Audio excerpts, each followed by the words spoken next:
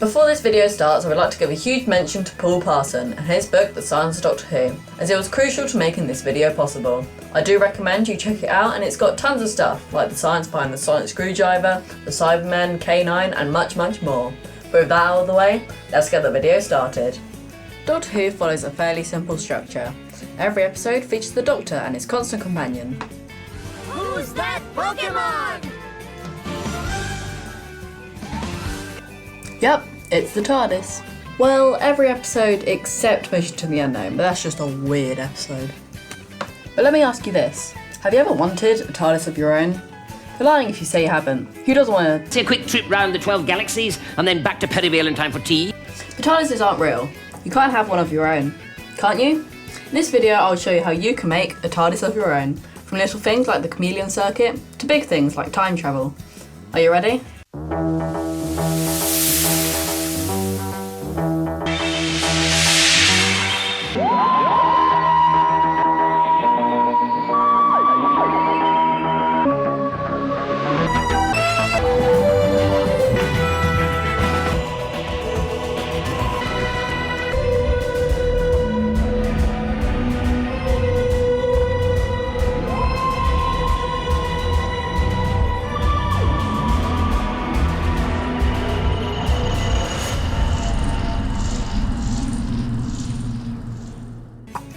Disclaimer, this video is full of timey-wimey sciencey things. It is not my fault if your head explodes or your brain shuts down. Don't expect to make a fully actually functioning TARDIS. Most of this is theoretical. And almost certainly won't work. But without any further ado, let's get started.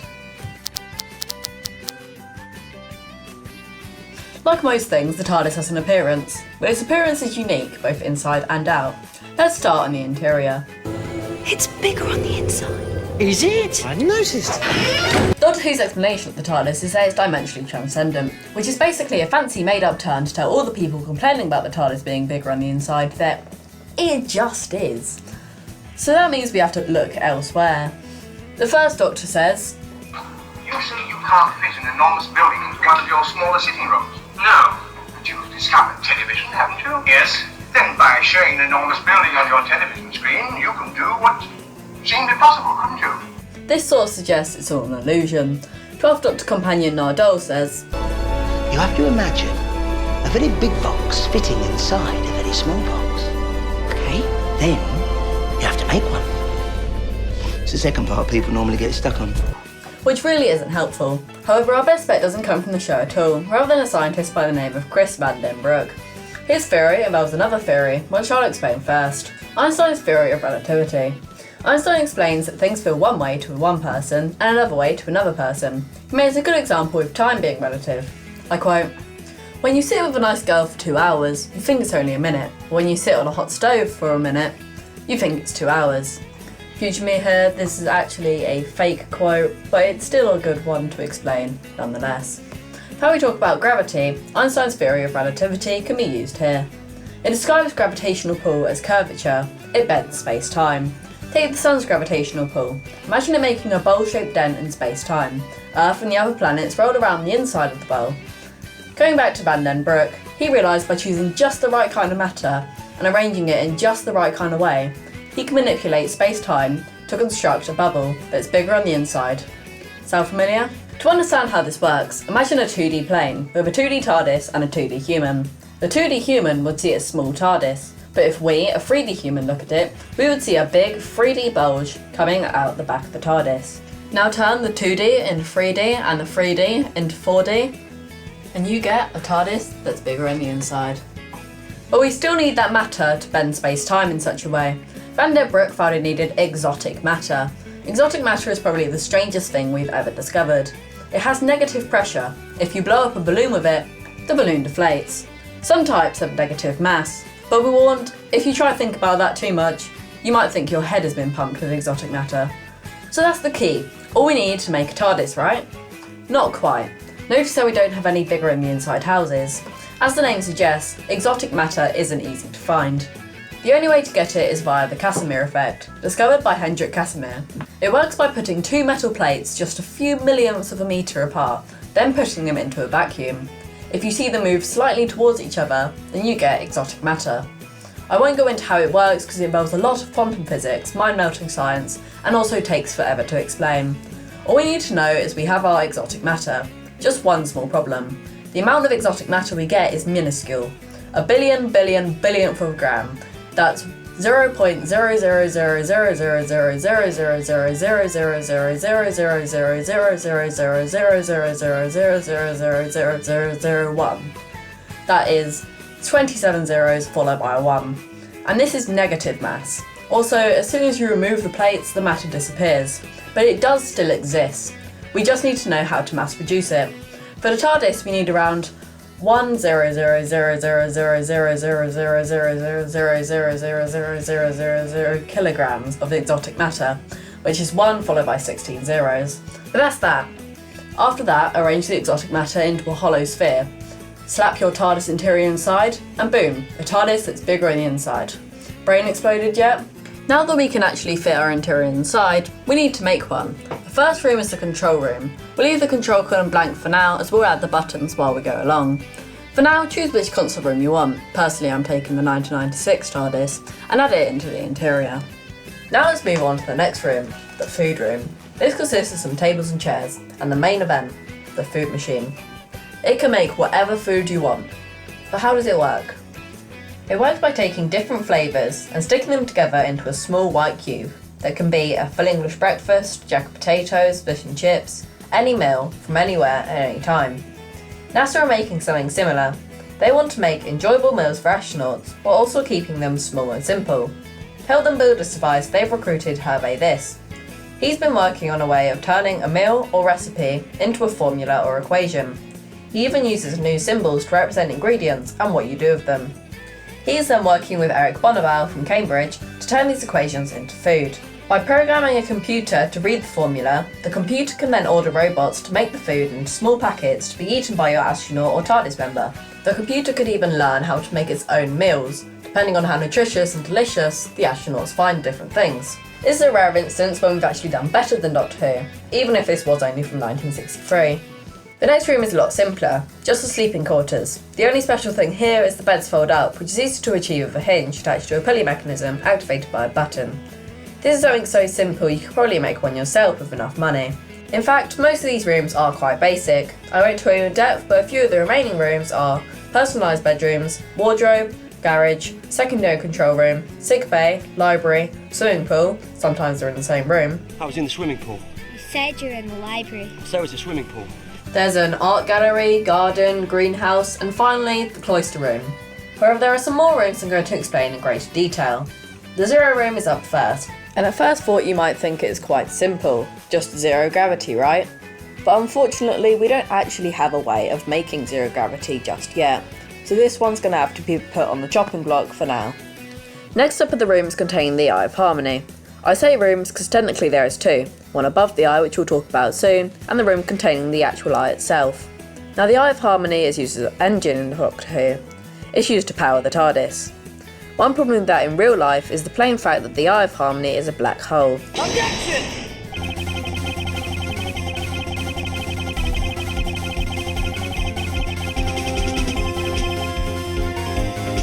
Yeah, I know, technically the Eye of Harmony isn't a black hole, but a black hole is as close as we're going to get to the eye, so we're going to have to settle with calling it that for now.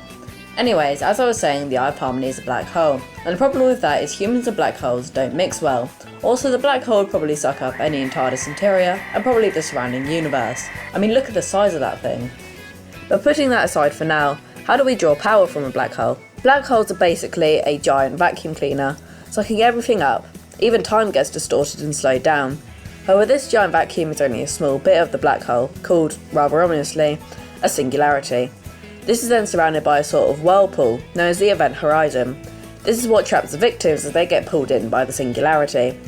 No light can exist here, so it is pure black, hence the black holes. Now we have a decent idea of what a black hole is, we need to know how to harness its power. In 1969, mathematician Roger Penrose discovered that you need a rotating black hole.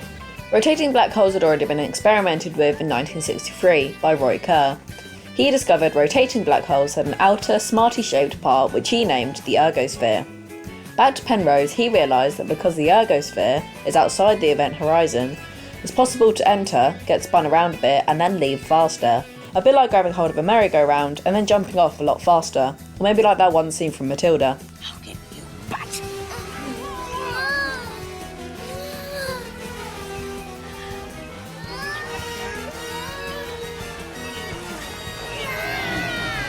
That's all you need, just use the black hole to spin you to your destination. Almost. Penrose found that in order to gain a boost, you have to give the black hole some extra mass, almost feeding it. Then it can spin you. A bit like putting coal in a steam train, you need to give it something before you can move along. This is likely what happens to waste on the TARDIS. In fact, in the show there are actually a lot of things to back this theory up. Notice how in flight the TARDIS is always spinning, and the TARDIS has to stop periodically at a rift in Cardiff to fuel up. A rift would be perfect for the Eye of Harmony to suck things out for breakfast.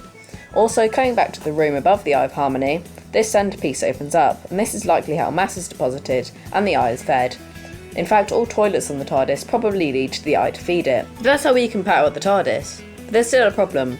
How do we stop everything getting sucked inside? Simple answer is, you don't. Just give the Eye of Harmony enough room that it can't reach anything to swallow up. I mean, that's what's done in the show. There is so much room here. There is just empty space. Finally, that's all we need for how the TARDIS looks. Now to move on to... wait. There's still the outside to do. Alright then, time for the exterior. Now the exterior of the TARDIS is iconic. Even if you haven't seen the show, you immediately recognise that police box design. This wasn't the original plan. The original plan for Doctor Who was an educational show, and to add to this, the original idea for the TARDIS was to have it change each episode to suit its surroundings.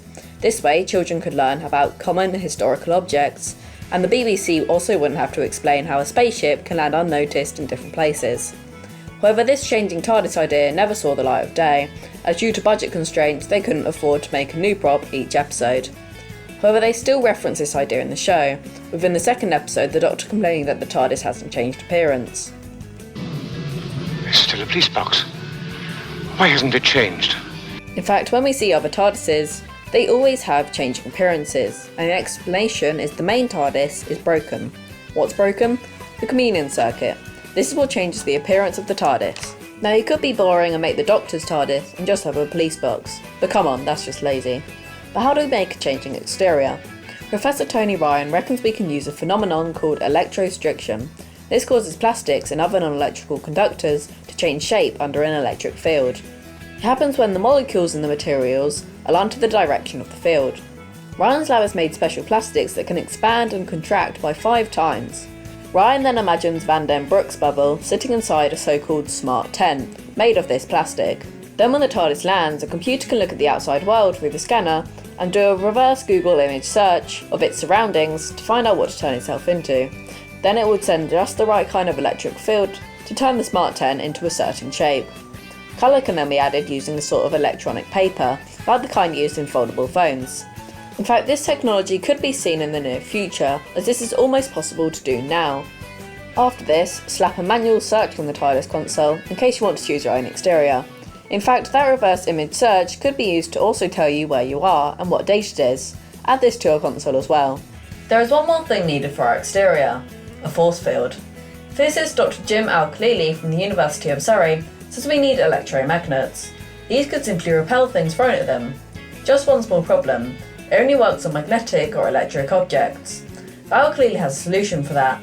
By making the electromagnets also give up positrons, these would make objects be turned away by the electromagnetic field. All the positrons do is murder the electrons in the object and put themselves in its place. This makes the object positively charged and so able to be turned away. But this only works on the solid objects. What about the Dalek lasers that are constantly being shot at the TARDIS? Laser beams are actually made from the same stuff as the EMF, photons. You may think that means they get repelled, but photons don't actually do anything to each other, so the beam doesn't get affected. There is a way in theory though, called Deluxe scattering. Quantum theory says photons can briefly be changed to positrons by shooting different particles with the exact same properties as photons at the laser beam. Then the beam is positron and can be deflected by the EMF. Unfortunately, there is no way to know which particles we need to do this. It is possible though. When you find out what the particle is, make the EMF shoot that out as well, and you have yourself a force field. And with that, we're done with the appearance of the TARDIS. Now we just need to know how to move it. This doesn't look on our wheels, you know. Now the TARDIS can move in two ways, flying and seemingly teleporting. I say seemingly because as any Doctor Who expert will know, the TARDIS is actually just slipping through a crack in space-time and coming out another one.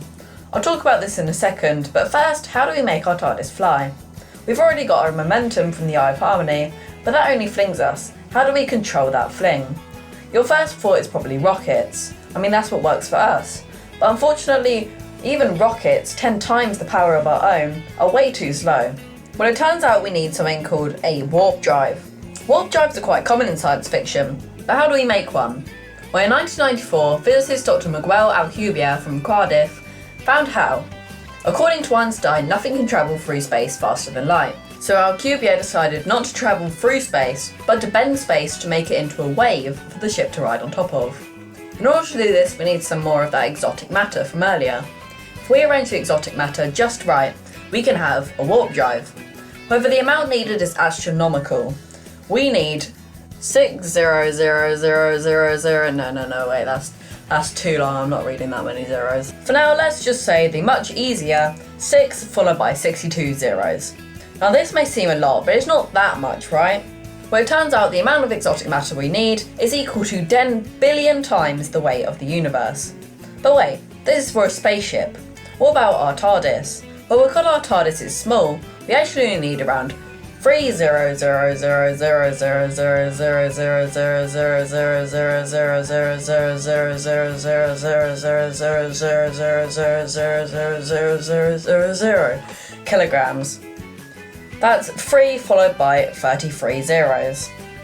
Now that still seems a lot, but this is actually only a third of the Sun's mass, which is a lot smaller than 10 billion universes. But now it's easy. Take your exotic matter again, make another holosphere, except this time put the whole TARDIS in, and you're done. But wait, there's a catch. In order for us to control the warp drive, we need to send signals to the warp drive at faster than the speed of light. And unfortunately, as mentioned earlier, this is not possible, and it may never actually be possible. Now moving on to our other form of transport. This is also how we have time travel, so we'll start with that. If you remember from earlier, I mentioned Einstein's theory of relativity and how it describes space-time.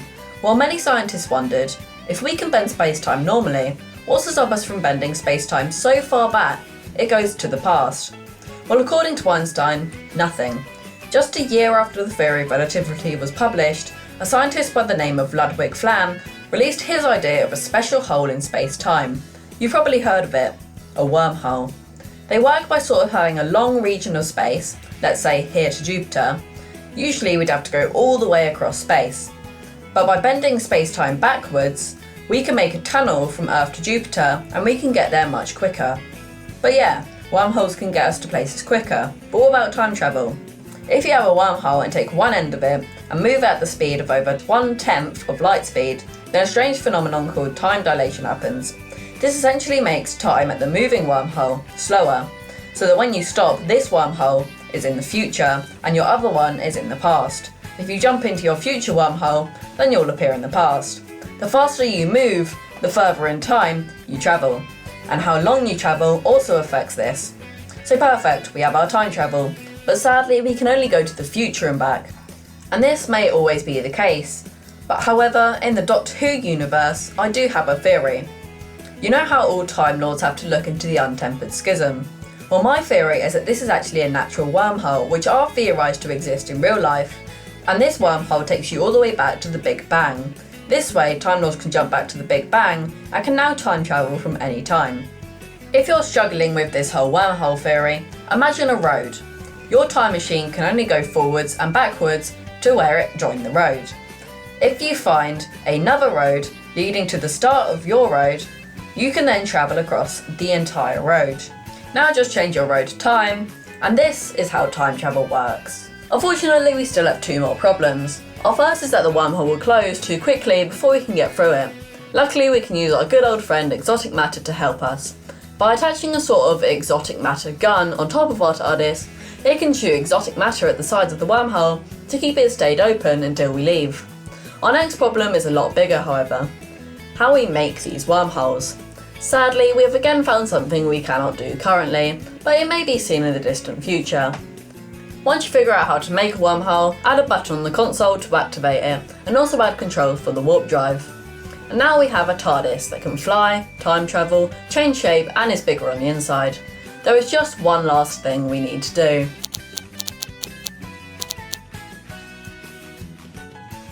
In 11th Doctor episode The Doctor's Wife, we're introduced to a long speculated feature of the TARDIS, its sentience. As I said, fans had already speculated that the TARDIS had some level of AI, and the Doctor had hinted at this as well. But this episode let us know all the details, like the TARDIS showing extremely similar behaviour to humans, and also suggesting that the TARDIS has a mind of its own. Then you stole me. And I stole you. What makes you think I would ever give you back? But how do we make artificial intelligence? Now when you think of AI, you probably remember the famous example of Deep Blue beating the world's best chess player in 1997. But this is only a chess game, and the AI shown here is really minimal, nowhere near the level of intelligence shown by the TARDIS. True AI, in fact, is very hard to make. Expert Steve Ground uses the example of asking a robot to get you a glass of water. How does it know what water is? How does it know what you mean by glass? A glass bowl? A wine glass? Glasses? How does it recognise which is which? How does it know how to use a tap? Try thinking the exact sequence of commands you need to give a robot in order to accomplish this extremely simple task. This is a lot harder than you think. Now imagine the long sequence you'd need to tell it how to pilot the TARDIS. Now AI is only in the early stages at the moment, and Grand reckons we need to understand animals' brains first, and then we may be able to make an artificial intelligence. When AI is discovered though, add a computer with an AI installed into your TARDIS. For our next feature we turn to solely the modern episodes, as this TARDIS feature is actually never mentioned in the classic show. This feature is the translation circuit. It translates any language and makes it sound like your own native language. It's basically a way to explain how aliens can speak English. But how do we do this? While we can't have the language telepathically broadcast into our brains, we can do the next best thing. We need a device that listens to what the aliens are saying and replays it in our own language. Now you're probably thinking of Google Translate or something like that, but there are some problems with this. Take for example the French une nuit blanche. Translated it means white night, but in French it actually means a sleepless night. This requires some artificial intelligence, so we can likely connect this to the main AI. And with that, our TARDIS is complete, and it's hopefully fully functioning. But what happens next? So now you can travel anywhere and anywhen. What can you do with this power? From my view, I see 4 routes you can take. The Conqueror, the Saver, the Interferer, and the Watcher. The Conqueror is someone who wants to become all powerful, crush the lesser races, conquer the galaxy, unimaginable power, unlimited rice pudding, etc., etc. and they basically want to rule the universe. Chances are if you choose this route, you'll be stopped by our next one, the Saver. These people are basically people who just want to stop evil and bad people, like using time travel to stop World War II or stuff like that. What the hell? Let's kill Hitler. The Doctor is mostly this one, but he's also a bit of the next one, the Interferer. These people just want to meddle and see what they can change in history, like the meddling monk for example. They'd be able to have jet airliners by 1320. Shakespeare would be able to put Hamlet on television. But there is one more route which personally I think is my favourite, the Watcher. These people just want to experience the different places they go to. They may even look at the mysteries of the world, like why Stonehenge was built and the mystery of the Mary Celeste. Both of these have actually already been talked about in the show. The Watcher would also explore all the universe has to offer. There are worlds out there where the sky's burning, where the sea's asleep and the rivers dream. People made of smoke and cities made of song. Some of there's danger, some of there's injustice, and somewhere else the tea's getting cold. All these routes have people in the show attached to them. The Conqueror is the Master, maybe Davros, the Saber is the Doctor and his companions, the Interferer is the previously mentioned meddling monk, and the Watcher is us, the viewer.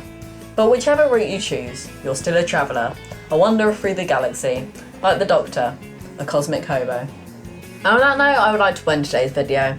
If you want to learn more about the TARDIS functions and how to use them, I suggest this YouTuber Tharries video, which I'll leave a link in the description to. Again, I would like to give a mention to Paul Parsons' book, The Science of Doctor Who, as without it this video would not be possible. I hope you enjoyed the video, and I'll see you all soon. Bye!